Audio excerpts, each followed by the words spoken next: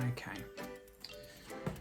Hello and welcome back to my channel. It's Teddy's talk show coming live from my living room to yours. And we have a very exciting celebrity guest for you today, which is one of my dearest friends I've known since I was 13. It is, of course, the lovely, incredible, and very gorgeous James Davies Williams. Yay!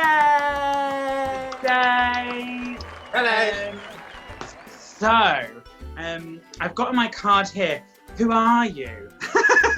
And what you do, and how we know each other, and our meeting. So if you just tell us a little bit about that, and then we can get to know you a bit more. So take it away, James. Okay, so who am I? What a good question. I am James Davies Williams. That's double-barreled surname, you heard correct. The boom. Yes, I am from Peterborough. Good old days back in Peterborough. I now live just north of London. I am a dancer / performer. Have been for 10 years pretty much now in London.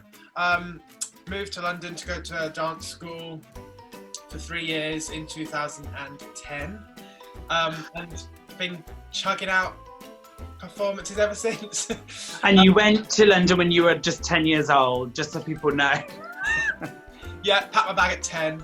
Yeah, packed my bag at 10. I mean, we're only 20, 21 next year.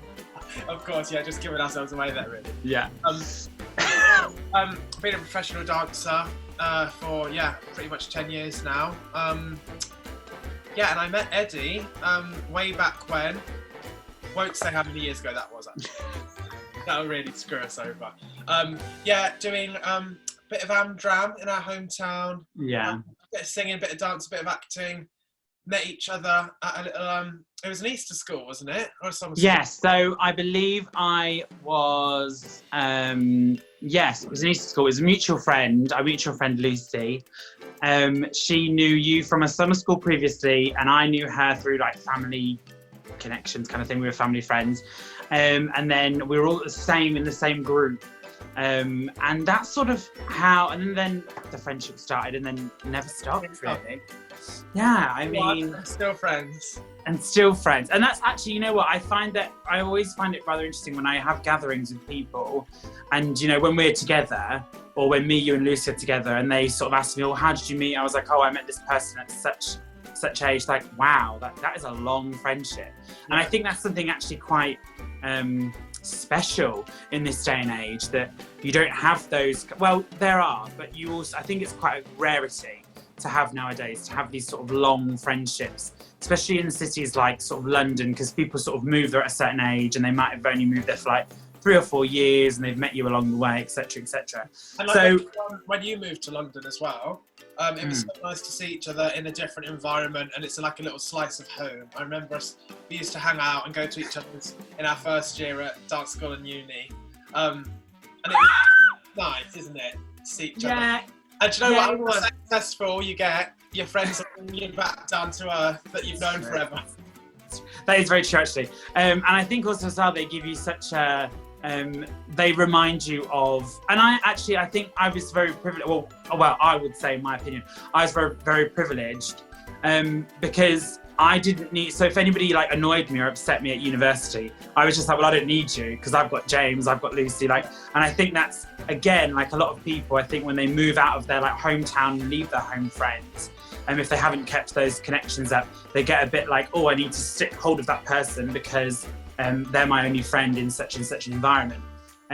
Whereas actually, I didn't need that because I knew that, you know, at Christmas or I'd just ring you up and be like, oh my God, I need you, you would be there. Same for Lucy as well. So it's been interesting sort of seeing from where we've come from to where we are. Yeah.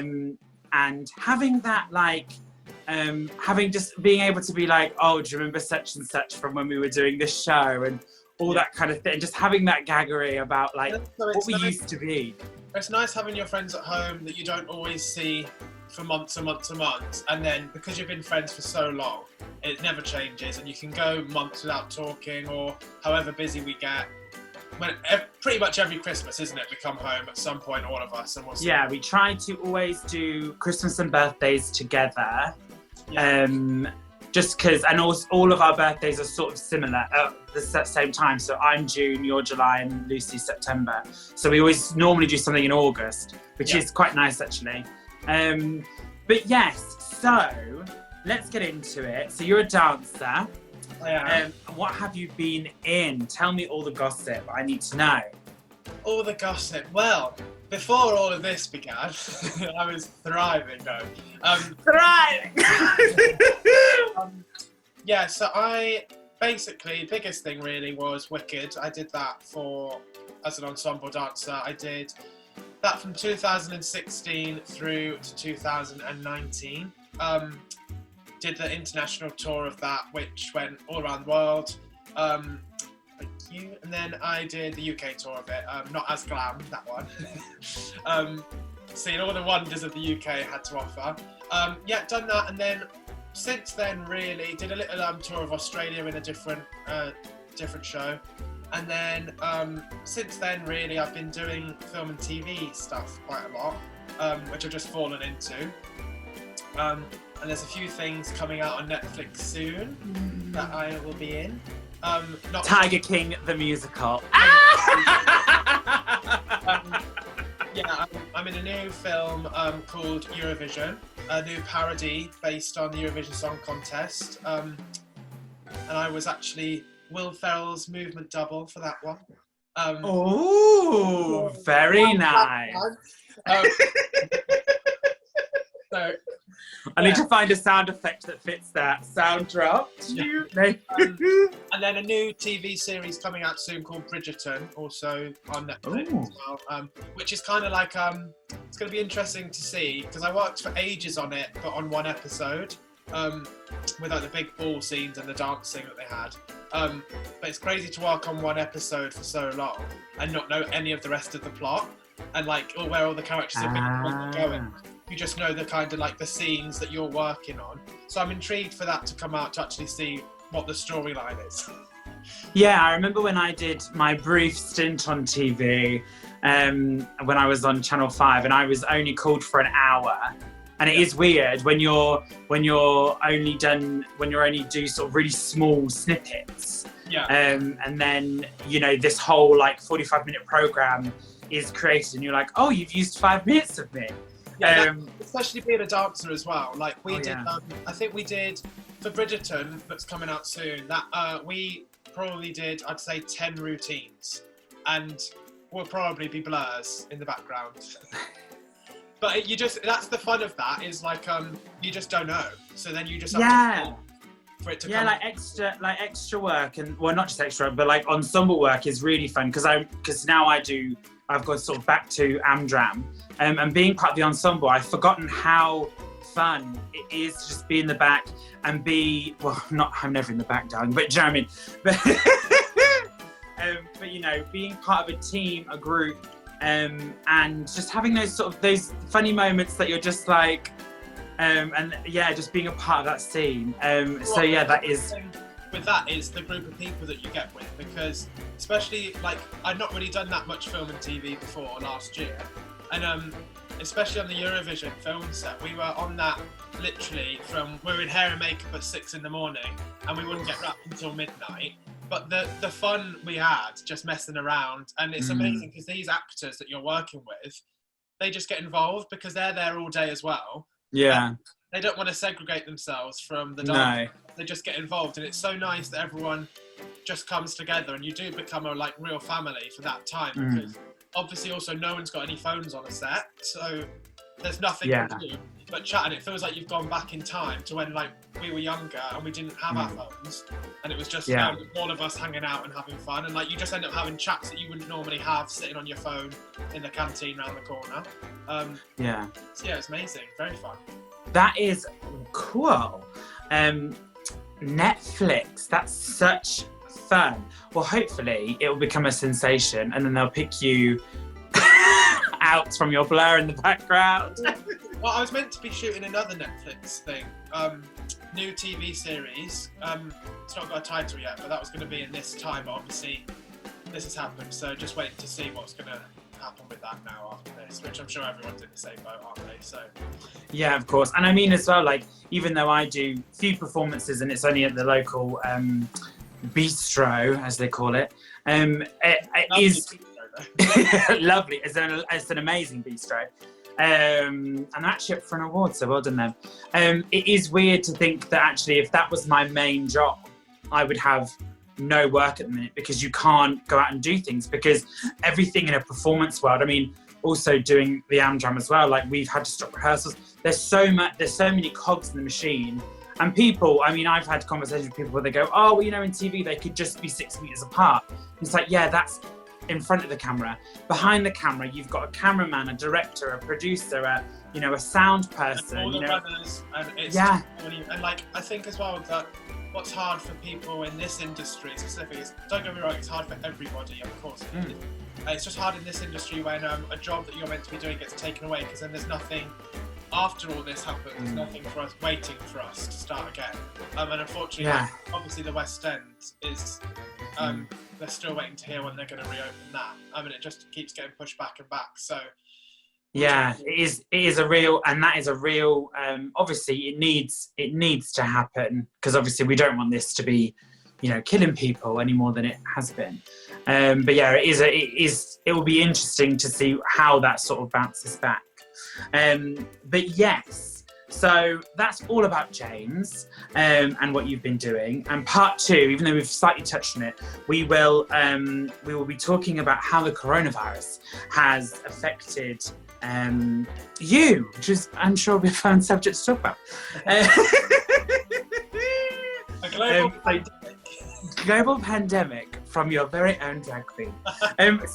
So I will. We'll be back in part 2 in just a moment. I need to wait.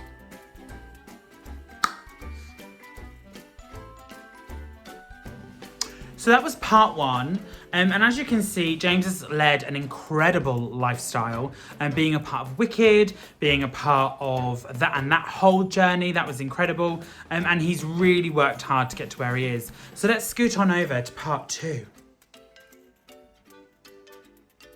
So we are back for part 2.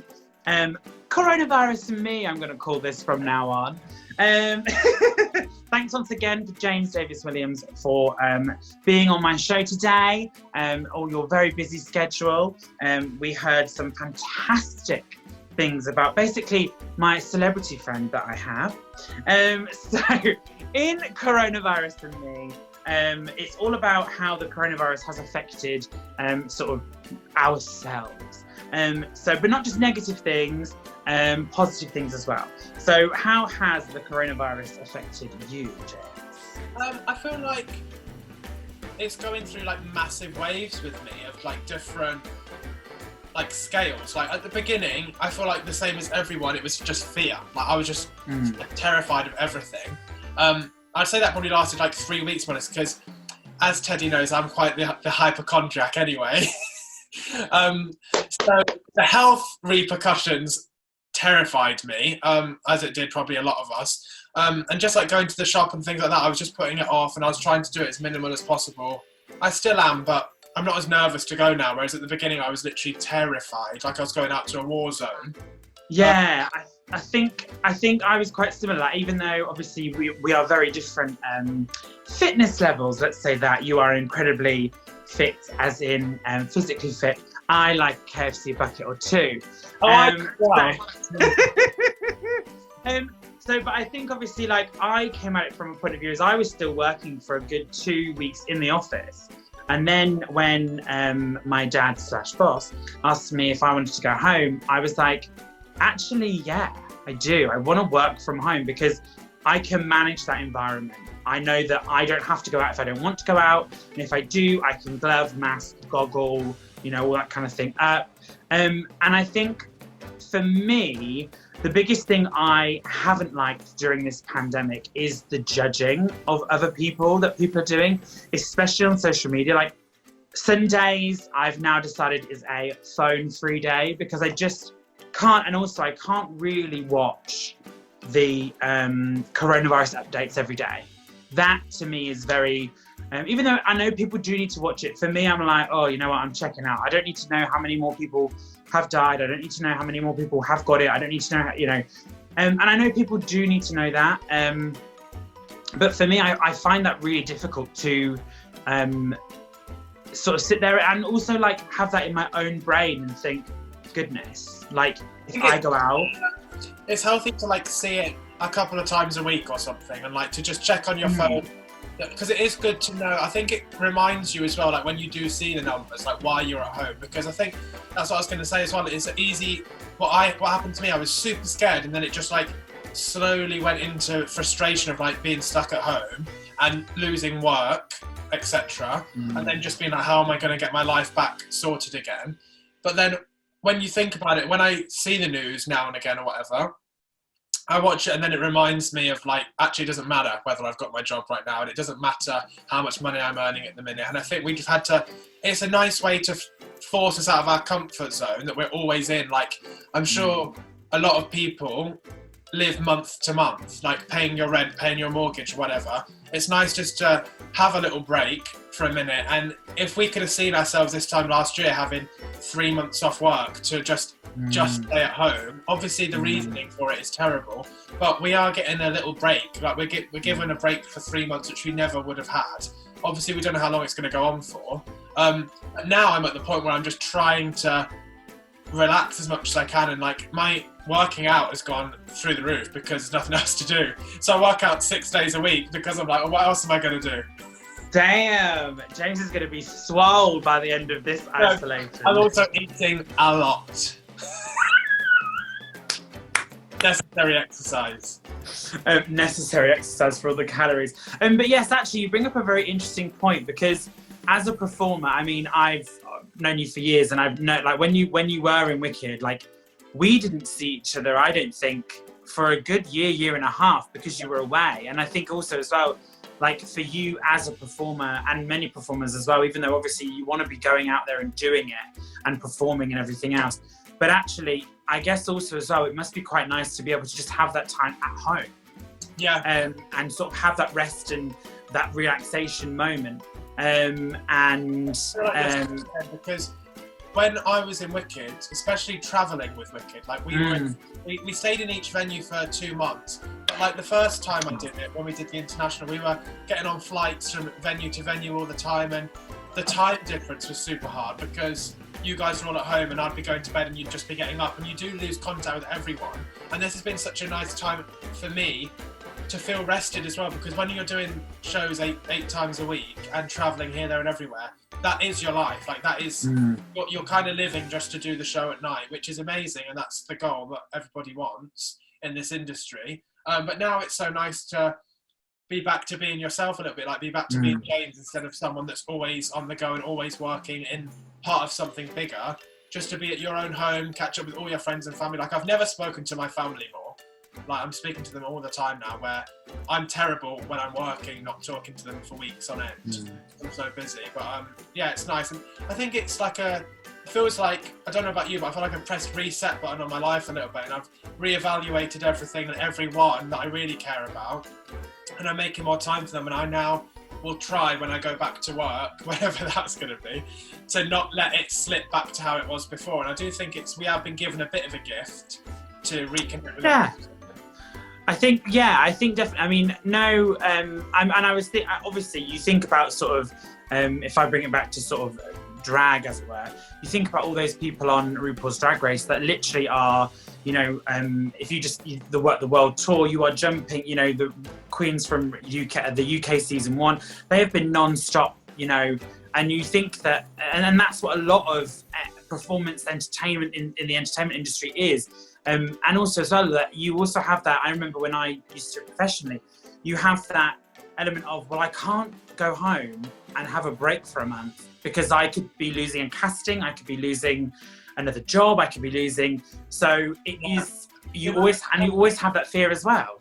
The amount of times, you know, I've come home for something and then I've had to go back because an audition's popped up, or and unfortunately with what we do, like you can't miss an audition because that you can't. Can materialise into 2 years worth of work. So every time So it is nice to just be home, and even though I live in a different place now, but I'm only an hour down the road, so it's nice. And that's also what's really lucky for us, is that where we come from is close to London. A lot of my friends who are still in London now on lockdown, like, they're nowhere near their families. And even though I can't see my family or friends in Peterborough, at least I know that they're only an hour away. So it just feels nice that we're not too far. And then when it does get eased, the lockdown, that's the first thing I'll do, is get to see my friends and family at home. And it's not too far. So I do feel for people that are in London on their own. That must be really hard. But I'm sure. I mean, I've got quite a few friends that are there as well. And they live, and obviously, you know, you have quite a nice flat from what I can see from your camera. But some people are literally living in studio apartments, and, you know, with no gardens or anything like that. And there's no, you know, that is quite a small space. Like, I'm very privileged. I live in a house, obviously, with my parents, and we have a very nice back garden that we can go to if we want to. So I think actually it is quite hard, especially because that's what I was thinking about the other day. I was like, oh my goodness, if I still lived in London, and because, you know, just before I left, I lived pretty much by myself. If I then would move out and live by myself, like, that would be very, very hard to deal with, I think. So I understand why. I know some of my friends have actually gone back home with their families before lockdown happened, because it's, you know, it's when you're out all the time. That would be rough if you've not lived with your family for a while and then you go back home and then you're just there and you feel like a teenager again. We've all been there. All about boundaries and separation. So what from the coronavirus have you been doing that's sort of been positive? I know people, so for instance, like, some people have started gardening. I've started doing my little series of stuff for online videoing, trying to entertain people. So what have you been up to? So I have actually ended up having a new little venture, because obviously I'm a dancer, and as we're saying now in these times, work stops. Being in the performance industry, like, your work goes from thriving to nothing. And it's not just during this time that happens. Like, we all go through points where you audition for 6 months and you don't get a job. And you can be lucky enough to work for 3 years non-stop and then not work for a year at all. And like, interior design's been something that I've wanted to do for a long time. And so I've got a new little business venture to do that as well as dancing. It's by no means going to take over dancing, because that's like my one passion. But I've always loved, I bought my own place and I've done it up like kind of head to toe. And I've loved every second of it. So I've been speaking to a few professional interior stylists, and they're kind of leading me on the route to become a professional interior stylist. Lovely. So yeah, that'll be something that I'd love to do in the future. And I've always put it on the back burner a little bit, thinking like, oh, when my hips and my knees can't take dancing anymore, I'll go and train into that. But I've taken the time now to do it. So I've started my own little business doing that. So any bookings, you know. Brilliant. But when my hips, I think that was the best thing, when my hips and knees can no longer take it. When I'm put out to pasture, I'm going to be an interior. Excellent. That's very interesting. Is there any sort of social media that we can be following, or anything like that? My Instagram website is in the process right now, but the Instagram is at jdw.interior. Lovely. I follow it already, and I'll make sure I put it in the links when we put the videos up. And it is actually quite nice to see, because it's just a different actually on my feed, because you've got like, it's like coronavirus, wig, James's interiors. I was like, oh, and then I go back to wigs, coronavirus. So it is actually quite nice to see that content, and you don't realise how actually that can just like save somebody's day. You don't have to be thinking about it. Even if you're not into interior design, I love following those types of accounts, because you can just have a nose around people's houses. And who doesn't love that? Come on, let's be honest.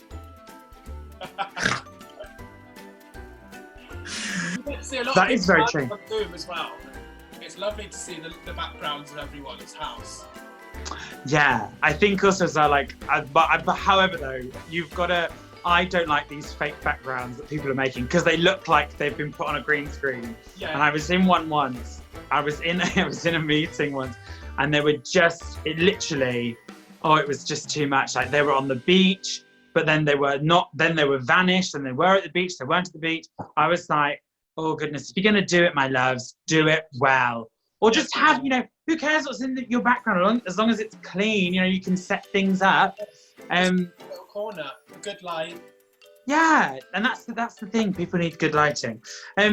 So, a brand new business in Corona times. That's amazing. Well done, you. So that was part 2, Corona and me, or coronavirus and me, whatever I'm going to call it. I can't remember what I said now. So that's part 2 done. We're going to be moving on to part 3, and we're going to be talking about skincare and makeup. Obviously, because boys can wear makeup too. Obviously. I'm saying it as if I'm just casually wearing a bit of eyeliner and a lip. No, bitch. Anyway, yeah. So, so the next part 3 will be skincare and makeup, and we will be back very shortly. Bye-bye. Part 2 done. Wow, and he started his own business as well. That's incredible. Make sure you follow the interior stylist account, which is jdw.interiors, to get that lovely Instagram fresh feel. Welcome back to Teddy's Talk Show with my very special guest today, James Davies Williams. Hi. Hello. So, last segment, as always, is makeup. But today we're also going to talk about skincare, because we all need to have lovely skincare. Because as our dear friend Lucy has said many times, the 2 things that you can look after are your skin and your hair. So why not? Which I think is very true. Actually came after, I was like, why are you putting skin cream on? She was like, because I am. Just being generally shady, but I am the shady one of the group. Okay, so I'm going to start, as it's my show. That's me. So, that's me. So, my absolute... so, obviously, to get this look, we have various products. But for my skincare, what I do is, so I love Harry's, which is a shave plan. And in the shave plan, you get the following. So, you get a lovely little razor. I've seen this on Instagram, I think. It's amazing. It's like revolutionary. And then you also get this, which is the shaving gel, which you put on, you leave, and it really helps you sort of shave. So there you are. And then you get a lovely little post-shave balm as well. And all those things. And the shave is so close. It's amazing. So it's really lovely and close shave, and they really think about your skin and everything else when you're shaving, if you do shave a lot. Obviously I have to, because I am a hairy bitch. I mean, natural born feminine beauty. So I would recommend Harry's. I think their trial razor and kit is something like £3.29. It's ridiculous. It's also a shave subscription as well. So every however many months you want, I buy the big bundle. I think it's like £16. But I get it every 5 months, and you get like a whole set of razors and the shaving gel and the balm as well. And it is pretty amazing. Obviously, I'll put all this on the in the comments and the links, whatever we do with that kind of stuff. So that is my sort of shaving skincare thing.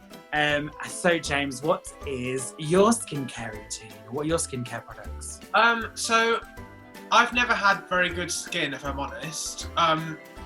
Like I get really bad blocked pores and like blackheads and things from sweating all the time. And like just from like being in the gym or dancing and not having the time to just keep washing your face. Obviously you can't do that all day. And especially last year, like I was saying before, doing TV and film stuff, like you get a bit nervy because these cameras nowadays, you know, like they're close. And also you have to sit in a hair and makeup chair at 6 a.m. in the morning looking your absolute worst. And obviously you're not allowed to put a thing on your face until they do it or do your hair. So you know when like you go to the hairdresser and you have like the gown around your neck and like you're like, have I always looked like this? Have I always been this ugly? It's like you know that. what though? Those lights are harsh. Like, and that's what they're like in the hair and makeup show. It's like boom, bags, like every pore, every imperfection. And I was like, right, no. So what I actually did to change my skincare, I used to use loads of different types of things. I've literally tried everything. I used to use Proactive, I used to use Kiehl's and things like that.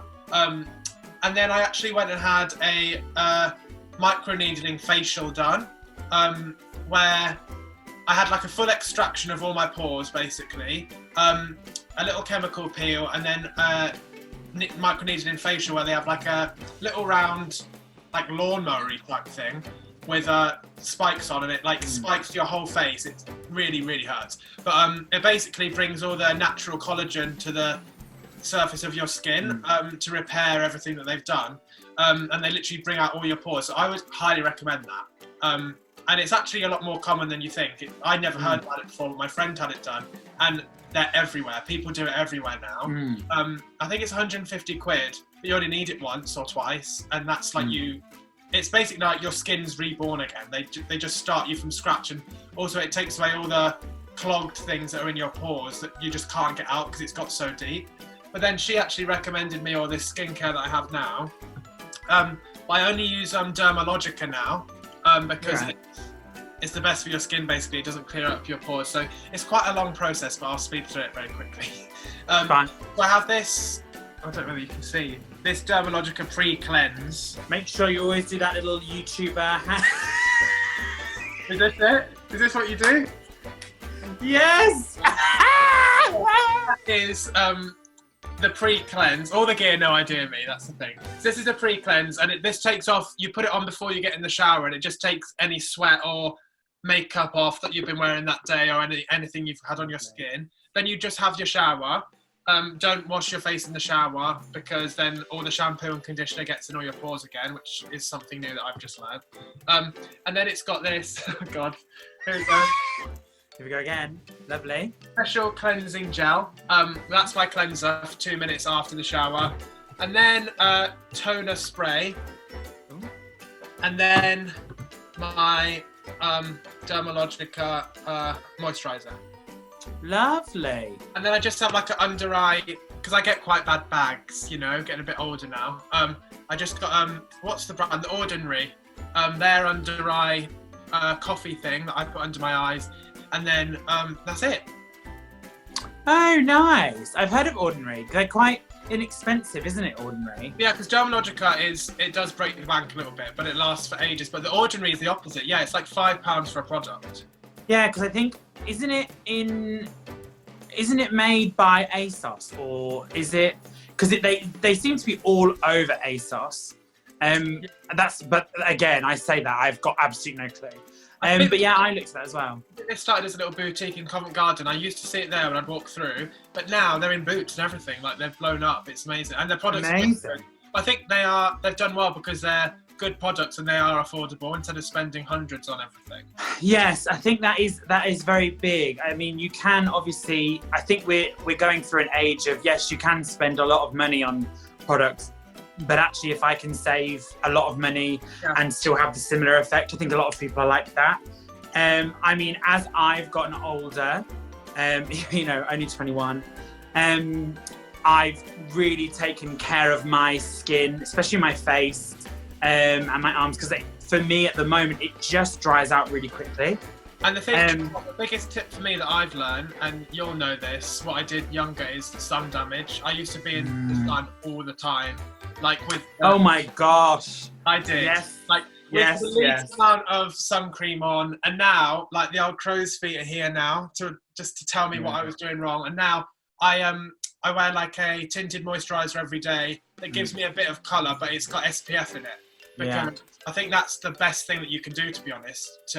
Yeah, they did. They do say that every sort of skincare routine needs to be having an SPF. In there nowadays, because, you know, harmful UV rays. Yeah. Okay, So we've gone for Dermalogica. So what's your fave brand of skincare? Is it Dermalogica or is there another one? I would say Dermalogica. Like I said, it is really expensive. I'm not going to lie. When I first bought it all, I was like, ooh, something I can keep up. But it has. I used to use Kiehl's, and it's about the same price as Kiehl's. And for me, that just didn't work. I'm sure it's amazing for some people, but for me, it just actually made my skin a bit worse. But Dermalogica is completely natural, and it's the only range that's made by dermatologists. So it's not got any harsh chemicals in it, and it's made to clear up your skin. So if you do have like skin problems, I would say, for me, it's just one of those things, especially being a guy, like I've got short hair, I want to have good skin. It's not like like a girl can put a full face of makeup on or do her hair really nice. With a boy, I think it's kind of all you've got, really. Like, you want to look fresh, and there's nothing more attractive, I don't think, than like a guy that takes care of himself with good skin, smells nice, good hair, and dressed well. So. Oh yeah, people need to be washing. I don't need to be smelling your BO, my dear. Like, ooh. Especially with the summer months coming up.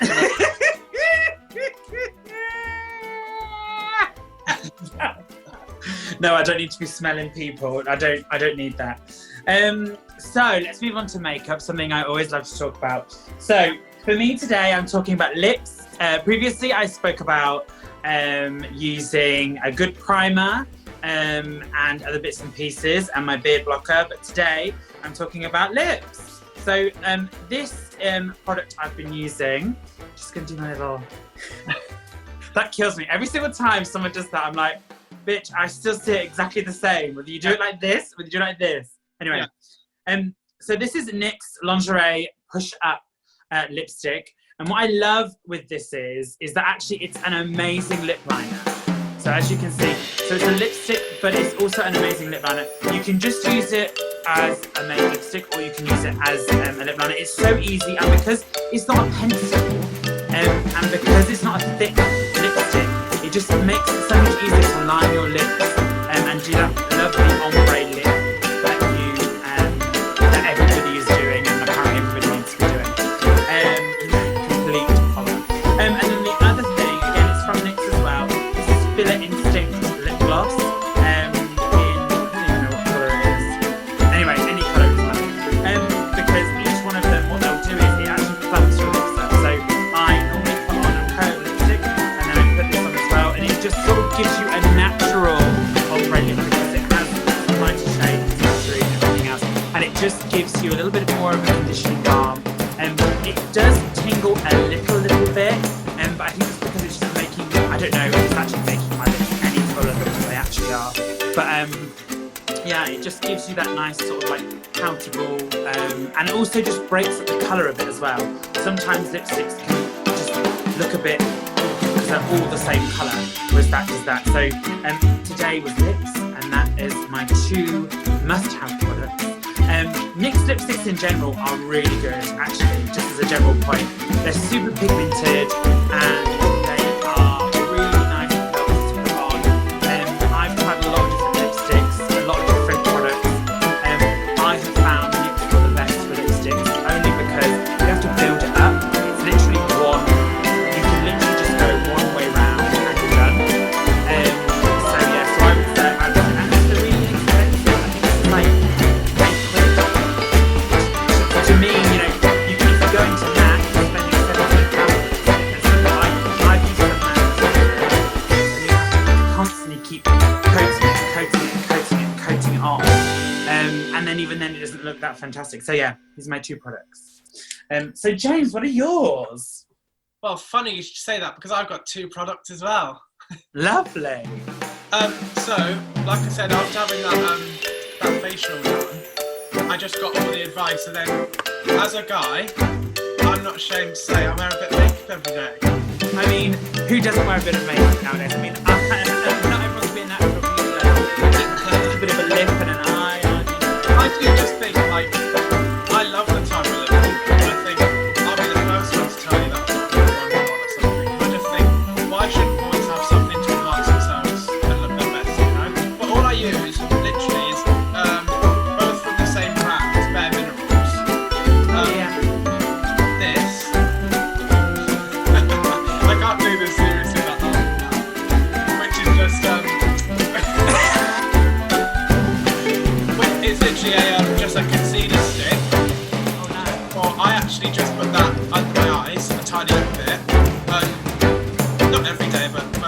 when, you know, you wake up and you just need a little bit of something up there? Well, no, I do. I think because obviously if you, I always think because nobody likes the bag under the arm. No. And that's it. And sometimes because I get quite dark bits inside, so obviously when I'm not, if they're really bad, I will just go bit of concealer, you know, just and then smooth that out. Like it doesn't need to be. And who cares if you're wearing makeup? That's what I always say. I just when you can't like see it loads, like, and you're not pretending that you're not, then it's fine as long as it's natural. If that's what you're going for. But yeah, like I said, like the under eyes for me are dark. I think that's from some damage in the past. And they're just, I don't have puffy eyes, but they're just dark. And that's also a genetic thing. I just go with that. And then so I use that there, and then I literally use the bronzer.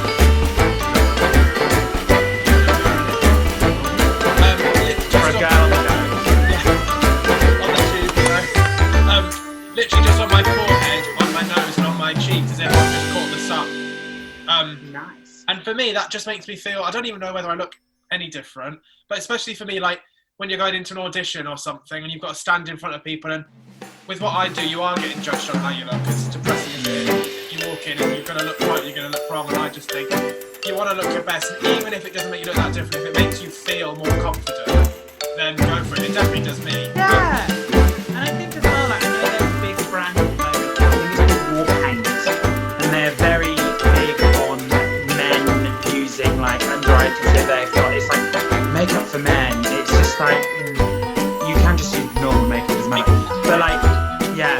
But I think, you know, yeah, you're exactly right. Like, it doesn't matter if you like splash on a bit of, you know, bronzer to make yourself look a bit tan. You know, not everyone looks fantastic when you're pale.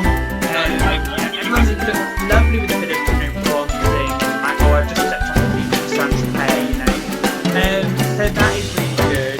So that was the concealer from Bare Minerals. And the bronzer, yeah. And the bronzer from Bare Minerals as well. Also, yeah, that's why I use that, because also that's one of the only makeup brands with basically nothing in it, and it can't clog your pores. So you can put it on and it's not going to make, because like I said, that's my problem, is that like stuff that I used to use before was clogging my pores and now whereas that doesn't, so it's great. Yeah, and I guess also for yourself as well, like when you go on stage, you've got to put a lot of product on, or they put a lot of product on you. So you've always got to make sure that you don't use the sort of makeups that can clog your pores. So your favourite brand of makeup? Well, I wouldn't say Bare Minerals, because that's just what I use for my skin. But I love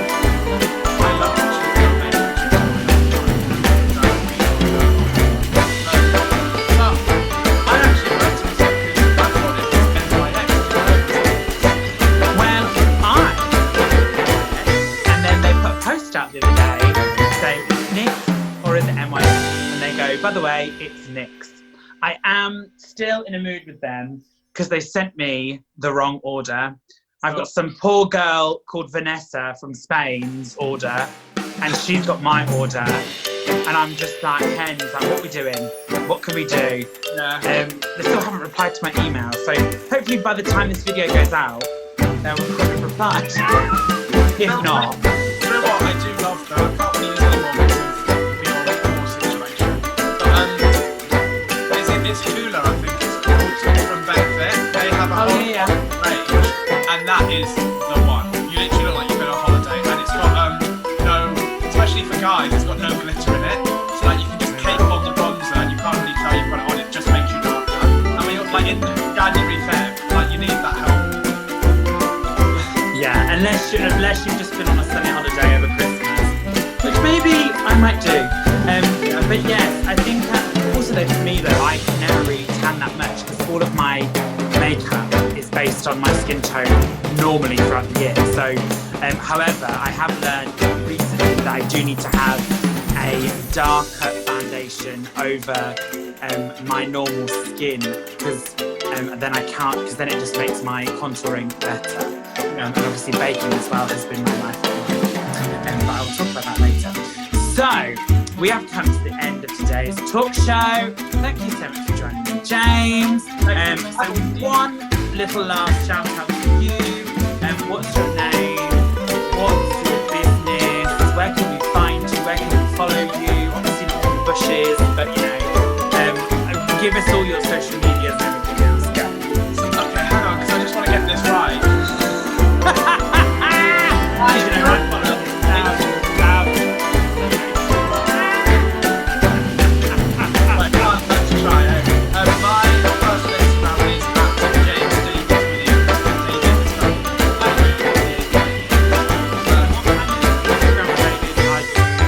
Portraying on that account. I mean, is it a lot of first Instagram posts because there's a lot of people that like to do that, or is it just normal? I feel attacked. All right, Laganja, calm down. No, I don't think you are that thirsty. Well, no, you're not thirsty at all. There are some gay people that I just think are there for, and that's great content. You know, I love having a bit of a scroll, but it can't be every day, my love. And no, not every day, my love. And also, we've all gone through the phase of I'm definitely through it now, following loads of fitness male Instagrams until the point where you can't look at another ripped torso every single day. Don't get me wrong, there is a few topless pictures on my Instagram, but only one in every 3 scrolls, I would say. But actually, also there's a lot of selfies at the minute, because you know what else to take a picture of. And there's a bit of a few of my dog as well. Oh yes, of course, we must mention the dog. Arlo. He's got his own Instagram. Yeah, I was just about to say he's got his own Instagram account, so share that worldwide. That is at Arlo Cockapoo Adventures. Lovely. And then the at JDW.interior, which is the interior account. Lovely. So thank you so much for joining me today, James. You have been an absolutely fabulous guest. Make sure you check out all the socials. It's actually really lovely. James has a great way of putting out photos that just break up the noise, I think, as well. So you're very well done for that. So thanks so much for joining me. And that's us signing off. Bye. And that's all we've had time for today. Thank you so much for watching. Thank you so much for joining. James's socials